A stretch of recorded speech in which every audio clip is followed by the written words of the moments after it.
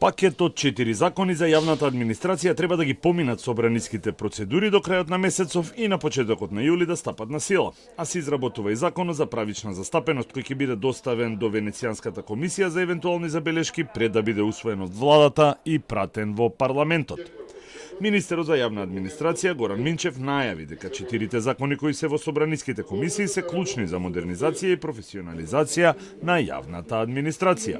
Денеска на пленарна седница е законот за инспекцијски надзор, утре се закажани 2 собраниски комисии, исто така денеска една.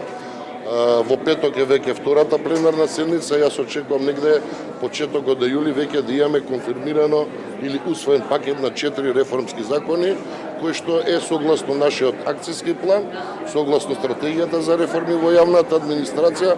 Законот за правична застапеност, во чија изработка учествуваат експерти по уставно право, денес е на разгледување на седница на владата. Минчев не кажа што предвидува новиот закон кој треба да го замени укинатиот балансер и дали ќе има нови вработувања по етнички клуч. Балансерот е укинат од страна на Уставниот суд и токму затоа тоа беше мотивот да овој нов закон го прави група на уставни експерти, да не се соочиме повторно со евентуално укинување на некои членови или одредби од постоечкиот закон.